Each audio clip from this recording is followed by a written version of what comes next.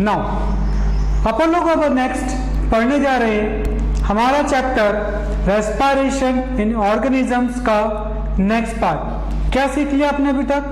क्या होता है रेस्पिरेशन, कितने टाइप्स का होता है रेस्पिरेशन, किन किन वे से या क्या मैकेनिज्म है जिसके थ्रू आपकी एयर आपके लंग्स तक या टिश्यू सेल तक पहुंचती है।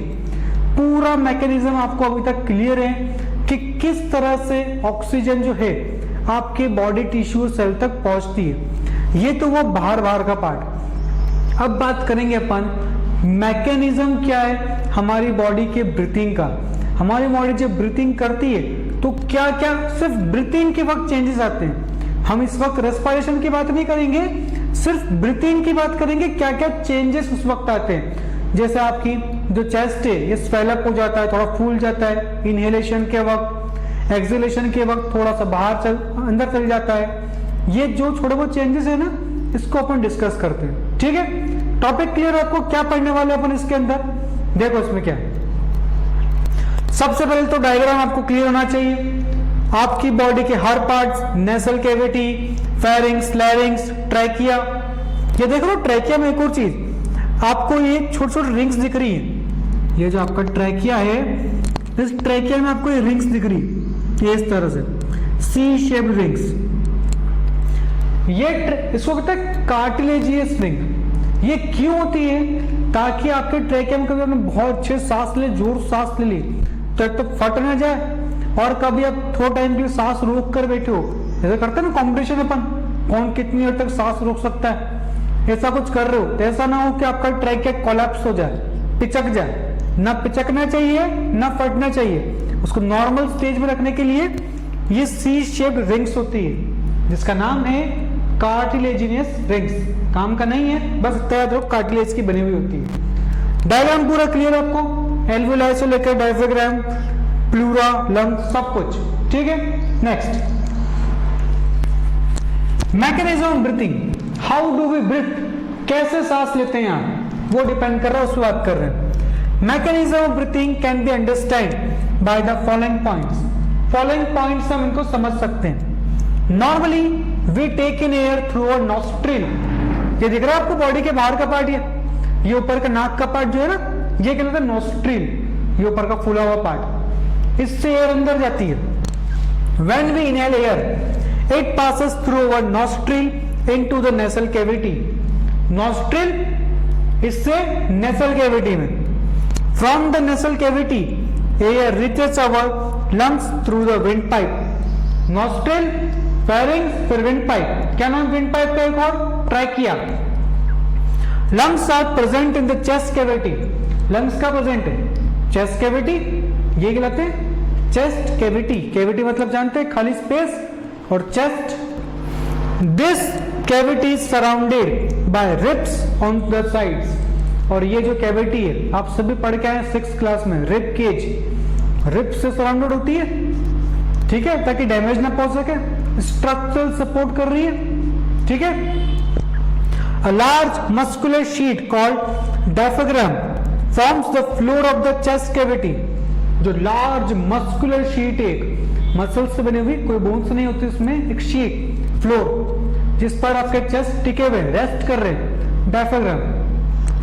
ये आपको पॉइंट्स क्लियर हुए कि आपका लंग्स कहां प्रेजेंट है, क्या तरह से कर रहे हैं, ठीक है। फिर next, mechanism of breathing involve movement of the diaphragm and the rib cage. आपके जो मैकेनिज्म ब्रीथिंग का, उसमें आपकी बॉडी के डायफ्राम और रिब केज बहुत इंपॉर्टेंट रोल प्ले करते हैं। कैसे इंपॉर्टेंट रोल प्ले कर रहे हैं इसको देखो। देखो मेरी तरफ, सांस ली, क्या हुआ, रिब केज ऊपर आ गया, चेस्ट कैविटी फूल गई, रिब केज ऊपर। और मेरे हाथ को ध्यान से देखो, आपका डायफ्राम नॉर्मल इस तरह से रहता है इस कंडीशन में, ठीक है। लेकिन जैसे ही आपने सांस ली, इनहेलेशन करा, चेस्ट कैविटी बढ़ी, लंग्स में एयर अच्छे से आ गई, लंग्स फूल गए, तो ये ऐसे हो जाता है बिल्कुल फ्लैट। बिल्कुल फ्लैट नहीं कहेंगे, मतलब थोड़ा सा ऐसे फ्लैट जैसा हो जाता है। और जैसे ही आपने एक्सहेलेशन करा तो ये वापस से इस कंडीशन में आ जाता है, ठीक है, यूं वापस से घूम जाता है इस शेप में, उल्टे यू के शेप में। और आपका जो लंग्स है या रिब केज है, ये जो पहले फुलेबल इनहेलेशन के वक्त ये वापस से नॉर्मल कंडीशन में चले जाते हैं। क्या देखो, आपका जो डायफ्राम है जब इनहेलेशन नॉर्मल कंडीशन उसके ये, ठीक है, आपने करा इनहेलेशन तो ये ऐसे हो जाता है, देख रहे हो फ्लैट हो गया, क्योंकि ऊपर लंग्स से प्रेशर पड़ता है इसके ऊपर, ठीक है। उन लंग्स से प्रेशर पड़ने की वजह से ये जो आपका डायफ्राम है थोड़ा सा फ्लैट हो जाएगा, और जैसे ही आपने एक्सहेलेशन करा, आपने एयर को बाहर छोड़ा, ये वापस से ऐसे हो जाएगा। समझ पा रहे पॉइंट क्या है? ये डायफ्राम का रोल है। रिब केज जब इनहेलेशन करोगे फूल जाएगा, थोड़ा मोटा हो जाएगा, फूल जाएगा, और जैसे ही आपने एक्सहेलेशन करा वापस से नॉर्मल कंडीशन में आ जाएगा। पूरा डिटेल में समझ रहे हैं इसको, लेकिन आपको पॉइंट्स क्लियर है कि रिब केज और डायफ्राम कैसे हेल्प कर रहे हैं। समझ पा रहे हैं? देखो नेक्स्ट डायग्राम को ध्यान से देखेंगे, ठीक है। एयर इज ड्रॉन इन, आपने सांस ली, क्या कहलाएगा? इनहेलेशन। ये देखो एयर आ रही, एयर आई और लंग्स में डिस्ट्रीब्यूट हो गई। आपके जो रिब्स है, ये रिब्स है ना, समझते हैं इसको? तो बाहर की साइड आ गए रिब्स, क्या हो गए? थोड़ा बाहर आ गए, फूल गए। डायफ्राम देखो, डायफ्राम मूव्स डाउन, ऐसा था, थोड़ा सा नीचे चला गया, फ्लैट हो गया। डायफ्राम यहां से नीचे जा रहा है। ये आपकी एनसीईआरटी बुक का डायग्राम, इसको अच्छे से समझ लेना बेटा। जब भी आप इनहेलेशन करते हैं, आपका डायफ्राम जो है नीचे जाता है और आपके रिब केजेस थोड़े से बाहर आ जाते हैं, फूल जाते हैं। और इसी जगह देखो, जब आपने एयर को बाहर छोड़ा, ब्रीथिंग आउट करा, एक्सहेलेशन करा, आपके जो रिब केजेस है जो पहले बाहर थे वापस से अंदर, डायफ्राम देखो moves back.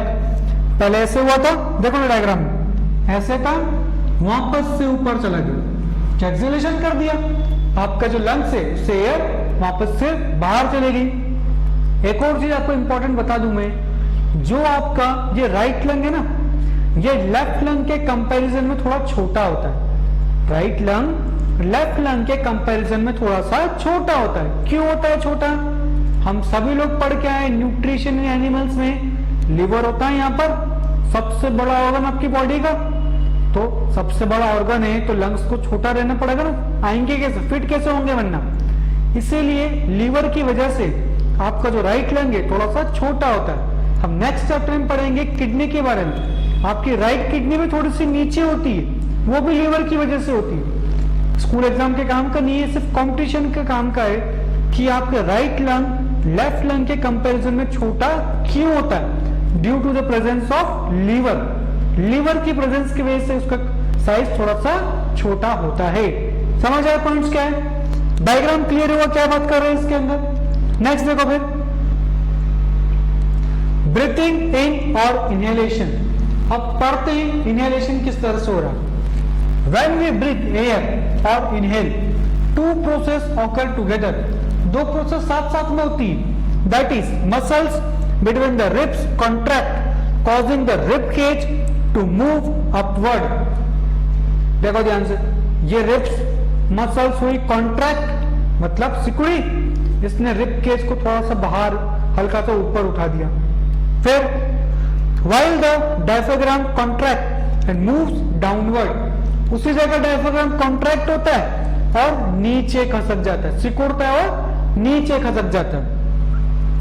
This upward and outward movement of rib cage and diaphragm respectively increase the space in the chest cavity. इन्हीं रीजन से आपके चेस्ट कैविटी की साइज बढ़ जाती है एंड मेक्स इट लार्जर, और बड़ी हो जाती है। As the chest cavity becomes large, it sucks air from outside the lung and lungs get filled up with the air and expand। और जैसे चेस्ट कैविटी बढ़ी, एयर सारी अंदर, वो अंदर, तो आपके लंग्स अच्छे से फूल जाते हैं, एक्सपांड हो जाते हैं। पूरा मैकेनिज्म आपको बिल्कुल क्लियर है इनहेलेशन का। आपने सांस अंदर लेने की सोची, आपके रिब केजेस हुई कॉन्ट्रैक्ट, उन्होंने बढ़ा दिया, आपके रिब केज को बाहर खींच दिया, आपके स्पेस बढ़ा दी चेस्ट कैविटी की। उसी साथ में आपका डायफ्राम वो भी कॉन्ट्रैक्ट हुआ और नीचे मूव कर गया। इन दोनों की वजह से चेस्ट कैविटी की साइज बढ़ गई और चेस्ट कैविटी की साइज बढ़ने की वजह से ही आपकी जो बॉडी है उसमें एयर अच्छे से फिल अप हो पाई, एयर उसमें अच्छे से जा पाई। ये प्रोसेस हुई आपकी इनहेलेशन की, कि किस तरह से आपकी बॉडी में एयर अंदर की साइड जाती है। फिर नेक्स्ट ब्रीथिंग आउट और एक्सहेलेशन, सांस बाहर छोड़ना, exhalation. When we breathe air out we exhale the reverse process that take place, that is the muscles of the rib release causing the rib cage to move downward. जैसे exhale करना हुआ, आपके rib cage की जो muscles थी पहले contract हुई थी, रिलैक्स हो गई। उनके रिलैक्स होने की वजह से जितने भी आपके रिब, ये मसल्स है ना, रिब केज पूरी जो पहले फूल गई थी वापस नॉर्मल कंडीशन में चालू हो गई। साथ में एंड मूव्स अपवर्ड, यहां से and inward, while diaphragm releases, diaphragm में जो पहले कॉन्ट्रैक्ट हुआ था वो रिलीज हो गया and moves upward. This downward movement of the rib cage and upward movement of the diaphragm decreases the space in chest cavity। Rib cage का वापस आना, डायफ्राग्राम का ऐसे था ऐसे हो जाना, आपकी चेस्ट कैविटी की साइज कम करता है, स्पेस कम करता है एंड मेक इट स्मॉलर, और उसको छोटा बनाता है। When the chest cavity become smaller air is pushed out of the lungs. जैसे ही चेस्ट कैविटी छोटी हुई ना, एयर को बाहर फेंकेगा आपका लंग्स। अब जगह ही नहीं है ना, एयर को बाहर फेंकना पड़ेगा और लंग्स बस्ट नहीं हो जाएंगे। This movement in our body can be felt easily.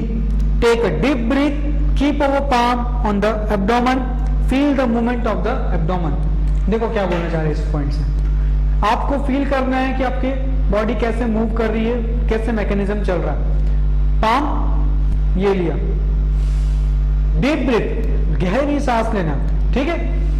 Deep breath ली, आप देखेंगे आपका चेस्ट कैविटी फूल जाती है, आपका हाथ थोड़ा सा बाहर भी चढ़ा जाता है। ये जो आपका ऊपर का पोर्शन है ना, ये एब्डोमेन कह रहे थे, ये सबसे ऊपर थोरेसिक, फिर एब्डोमेन, फिर पेल्विक। आपके लंग्स एब्डोमेन की बात कर रहे हैं, यहां पर है। जैसे ही आपने ब्रीथ ली, ये बाहर की साइड आ गया, और जैसे ही आपने एक्सहेल करा, सांस बाहर छोड़ी, ये नॉर्मल कंडीशन में आ गए। आप इसको हाथ रखकर अपने चेस्ट कैविटी पर फील भी कर सकते हैं। सांस अंदर, चेस्ट कैविटी खुल गई, सांस बाहर, एक्सहेलेशन, चेस्ट कैविटी वापस से नॉर्मल कंडीशन में आ गई। ये तो हुई थ्योरी कि किस तरह से आपका मैकेनिज्म काम करता है ब्रीथिंग का। अब इसका अपन एक एनिमेशन देखेंगे, उस एनिमेशन में आपको पूरा प्रॉपर ढंग से क्लियर हो जाएगा किस तरह से आपकी बॉडी में रेस्पिरेशन की प्रोसेस कंप्लीट हो रही है। समझ पा रहे? देखते हैं उसमें एनिमेशन में। नाउ हम लोग अब एक एनिमेशन देख रहे हैं। इस एनिमेशन से हम लोगों को समझ में आएगा कि किस तरह से आपका रेस्पिरेटरी सिस्टम वर्क करता है, किस तरह से वो अपने फंक्शंस को परफॉर्म करता है। क्या सीखा आपने अभी तक इससे पहले? रेस्पिरेशन क्या होता है, कितने टाइप्स के होते हैं, ब्रीथिंग क्या होता है, इनहेलेशन, एक्सहेलेशन, ये आप लोग सीख चुके हैं। अब इसको एनिमेशन समझेंगे कि हो क्या रहा है इस चीज के अंदर। तो ध्यान से देखना इस एनिमेशन को, ठीक है? देखो, functions include transporting air into and out of the lungs, protecting the body against harmful particles that are inhaled, and its most important function, the exchange of oxygen and देखो इसके फंक्शंस क्या क्या है respiratory system के आपके। First, transport air into and out of lungs. जो oxygen है उसको बॉडी के अंदर लेना और कार्बन डाइऑक्साइड को बॉडी से बाहर निकालना। फिर प्रोटेक्टिंग अगेंस्ट इनहेल्ड पार्टिकल्स। ये जो आपकी नोज होती है ना, अभी देखेंगे अपन एनिमेशन में, आपके नोज के अंदर कुछ हेयर प्रेजेंट होते हैं। उन हेयर्स का काम होता है कि आपकी बॉडी में कभी भी कोई हार्मफुल पार्टिकल इंटर कर जाए तो उसको बॉडी में इंटर नहीं होने दे, उसको वहीं पर रोक ले और सिर्फ एयर को बॉडी के अंदर ट्रांसपोर्ट होने दे। तो ये प्रोटेक्ट करने का फंक्शन होता है जो आपकी नोज के अंदर प्रेजेंट होता है। सुना होगा आपने ये बात, तो अक्सर कहा जाता है कि हमेशा नाक से सांस लेनी चाहिए, नोज से ब्रीथिंग करनी चाहिए। माउथ से नहीं करने चाहिए, क्योंकि माउथ में हेयर नहीं है, लेकिन नोज में आपके हेयर प्रेजेंट है जो हार्मफुल पार्टिकल्स को आपकी बॉडी में इंटर नहीं करने देंगे। फिर exchange of oxygen and carbon dioxide, जो बॉडी में ऑक्सीजन गई है उसको एक्सचेंज करेगा किससे? कार्बन डाइऑक्साइड से, जो आई है डिफरेंट सेल से। तो ये 3 फंक्शन तो आपको मेन इसके समझ में है, ठीक है। देखो आगे इसमें So it's basically about breathing. Now let's take a look at a diagram and we'll go through the respiratory system's main components. Starting here with the nose and nasal cavity. देखो आपके रेस्पिरेटरी सिस्टम में क्या क्या चीजें आ रही है इसको बता रहे हैं। फर्स्ट ये है आपका नेसल कैविटी, या हमारी भाषा में बात करें नोज। आपको दिख रहा है ये कुछ इस तरह से लेयर्स बनी हुई है, डायग्राम में आपको ऐसी दिख रही है लेकिन बहुत ज्यादा होती है। इसको कहते हैं, ये नोज का ही पार्ट है और ये जो हेयर्स यहाँ पर ही प्रेजेंट है, ये दिख रहे हैं, ये सब कहलाते हैं कोने के, या इनको सिंपल लैंग्वेज में हम कहते हैं सीलिया। काम इनका ये होता है कि जो भी हार्मफुल पार्टिकल बॉडी में इंटर कर रहे हैं उनको वहीं पर रोक दो, वहीं पर उनको रोक दो ताकि बॉडी को डैमेज ना कर पाए, बॉडी को हार्म ना पहुंचा पाए, ठीक है। देखो आगे इसमें The mouth or oral cavity. Mouth oral The cavity, pharynx is here, and it is what we consider the throat. The pharynx is considered part of the digestive system as well as Common the pathway. respiratory system, and it connects the respiratory openings to the larynx and the esophagus. ये लैरिंग्स होता है, The esophagus और ये है is आपका part of the oesophagus. respiratory system, and I'll get to why I put it in the diagram in a minute. Next, we have the larynx, which is also called the voice box because the vocal cords are located here. The trachea, also called. देखो ये जो आपका लैरिंग्स है ना, इस लैरिंग्स को आपका voice box भी कहते हैं, क्योंकि यहीं पर वोकल कॉर्ड्स प्रेजेंट होते हैं जिनकी वजह से आप बोल पाते हैं, जिनकी वजह से आपकी गले से आवाज बाहर निकलती है। यहाँ पर कुछ वॉइस बॉक्स जैसे स्ट्रक्चर होता है जो वाइब्रेट करता है और साउंड प्रोड्यूस करता है, ठीक है। ये लैरिंग्स का पार्ट है। और दिख रहा है आपको ये ट्रैकिया, ट्रैकिया में एक चीज देखो, ये दिख रही है आपको सी जैसी लेयर, यही कहलाती है कार्टिलेजिनस रिंग, कार्टिलेज की रिंग, जो आपके लैरिंग्स को ट्रैकिया को कोलैप्स नहीं होने देती, पिचकने नहीं देती। वरना जब कभी भी आप सांस रोके 5 मिनट के लिए, थोड़े टाइम के लिए, पिचक जाएगा फिर तो ये, तो उसको पिचकने से रोकने का काम होता है इन कार्टिलेजिनस रिंग्स का, ठीक है। देखो फिर आगे, And it connects to the bronchi, which merge into smaller tubes called bronchioles. दिख रहा है bronchioles, Ears next, called alveoli. ये कहलाते हैं एल्वियोला। Here's the diaphragm. Now let's go through a very basic look at what happens during the breathing process. So air is breathed in through the nose or mouth. ये breathing हो रही है, When it enters through the nose, it gets spread out by these shelf-like things here called conchi. कौन के The conchi help humidify the air and traps the inhaled particles. Purify करने का काम करता है एयर को। They also warm the air. The air next passes through the pharynx and enters the trachea. One note here. This little flap-like structure is called the epiglottis, and it has an important function. During breathing, it is pointed upward, allowing airflow into the trachea. However, during swallowing, it folds down to prevent food from going. देखो ये दिख रहा है आपको epiglottis, अपन ने second chapter में भी पढ़ा था। जब कभी भी आपका फूड गलती से विंड पाइप में इंटर कर जाएगा, आपको हिकअपिंग, हिचकी आएगी, कफिंग, खांसी चलेगी। क्यों? इस फूड पार्टिकल को बाहर निकालना है। इसको प्रोटेक्ट करने के लिए भगवान ने हमारे अंदर एक स्पेशल सिस्टम दे दिया जिसका नाम दिया एपिग्लोटिस, समझा, ढक्कन। जब कभी फूड पार्टिकल इंटर करेगा नीचे बंद हो जाएगा। देखो यहाँ पर ये विंड पाइप था, जैसे ही फूड पार्टिकल अंदर इंटर करा, फूड पार्टिकल इसके ऊपर गिरा, ये ऐसे आके बंद हो गया। इसके बंद होने से फूड पार्टिकल आपका विंड पाइप में नहीं जा पाया और कहां चला गया? फूड पाइप के अंदर। ये कौन नाम इसका? ईसोफेगस। समझ रहे सभी लोग? फिर देखो आगे, Into the trachea, directing the food into the esophagus. If food does enter the trachea, the gag reflex is induced to protect the respiratory system. The epiglottis here, this little thing, shows you how amazing the human body is. Anyways, back to airflow. So air continues down the trachea and enters the bronchi. From there it enters into smaller bronchioles. ये देखो, And finally, ये आपको दिख रहा है, ये alveoli का आपको बता रखा है। ये ब्रोंकायोल से यहाँ से एयर आ रही है, ठीक, कौन सी एयर? ऑक्सीजन। ऑक्सीजन यहाँ से इंटर करेगी इन एल्वुलाइज के अंदर, और इनके आसपास से बहुत सारी ब्लड कैपिलरीज होती है। क्या होता है कैपिलरीज? अब वर्ड मतलब कैपिलरीज का मतलब क्या होगा? ब्लड वेसल समझते हैं, खून की नसें, जो नस आपके अंदर इसमें खून बह रहा है उसको कहते हैं ब्लड वेसल्स। उन्हीं का सबसे छोटा पार्ट, सबसे छोटी ब्लड वेसल को हम कैपिलरी नाम से जानते हैं, ठीक है। तो यहां से एयर इंटर करी एल्वुलाई, एल्वुलाई के आसपास कौन प्रेजेंट है? ब्लड कैपिलरीज, जहां पर एक्सचेंज होगा गैसेस का। कभी कभार कॉम्पिटिशन में क्वेश्चन भी आता है कि गैस एक्सचेंज आपके रेस्पिरेटरी सिस्टम में कहां पर होता है, तो आपका आंसर होगा एल्वुलाई के अंदर होता है। एल्वुलाई के अंदर ही हो रहा फाइनल एक्सचेंज, तो ठीक है। देखो आगे, into the alveoli, which are surrounded by a network of capillaries. ये देखो, ये दिख रही This capillaries, house is where the magic happens. Oxygen enters the alveoli. ये देखो, ये जो आपका दिखा रखा है सबसे इंपॉर्टेंट डायग्राम है जो आपको एक्सचेंज समझाएगा। क्या समझा रहा है इसमें? ये देखना, ये है आपकी ब्लड सेल्स, ठीक है। ऑक्सीजन यहां से आई और इनको मिली, ये है कहलाते हैं आरबीसी। नेक्स्ट चैप्टर में डिटेल में पढ़ रहे हैं हम, लेकिन इतना याद रखिए अभी सिर्फ ये ब्लड के सेल हैं जो ऑक्सीजन को पकड़ लेंगे, या बात करें हीमोग्लोबिन, वो इनके अंदर ही प्रेजेंट होता है, आरबीसी के अंदर ही होता है।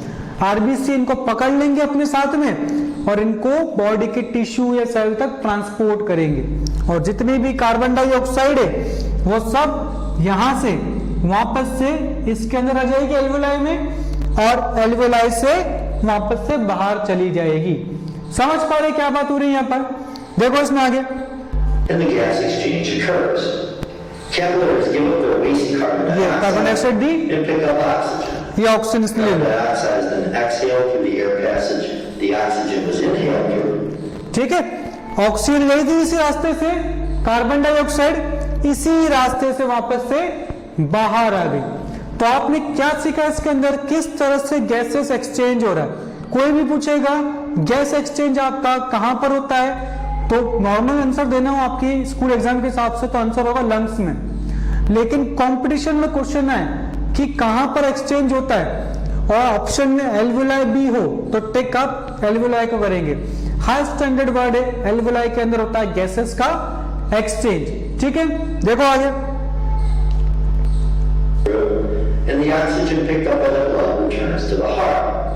During this breathing process, the diaphragm is busy as well, contracting as we breathe in, which allow the ये देखो, जैसे ब्रीथ इन करा, लंग्स फिल्ड विथ ऑक्सीजन, जो पहले डायफ्राम ऐसे था नीचे हो गया फ्लैट, जैसे ये ब्रीथ आउट करेंगे वापस से नॉर्मल कंडीशन में आ जाएगा। यही तो हेल्प कर रहा था आपके चेस्ट कैविटी को इंक्रीज होने में और डिक्रीज होने में। इसका तो मतलब था आपके पास कि आपके चेस्ट कैविटी इंक्रीज और डिक्रीज कैसे हो रही है। पहला रीजन तो आपके पास था रिब केजेस, जैसे इनहेल करोगे रिब केज फूल जाएगी, थोड़ी आउटवर्ड आ जाएगी, और आपका डायफ्राम नीचे की साइड शिफ्ट हो जाएगा। सेकंड केस में जब आप एक्सहेल करेंगे आपकी रिब केजेस वापस से अंदर चल जाएगी, मूव इन, एंड आपका डायफ्राम वापस से नॉर्मल कंडीशंस के अंदर आ जाएगा। तो आपने इस वीडियो के अंदर क्या सीखा कि किस तरह से आपका रेस्पिरेटरी सिस्टम वर्क कर रहा है। इसमें आपने डिफरेंट कंपोनेंट सीख लिए कि किस तरह से आपका रेस्पिरेशन कंप्लीट होता है। ये आपका कंप्लीट हुआ टॉपिक मैकेनिज्म ऑफ ब्रीदिंग, ठीक है। यहां तक इसको नोट करेंगे आप लोग।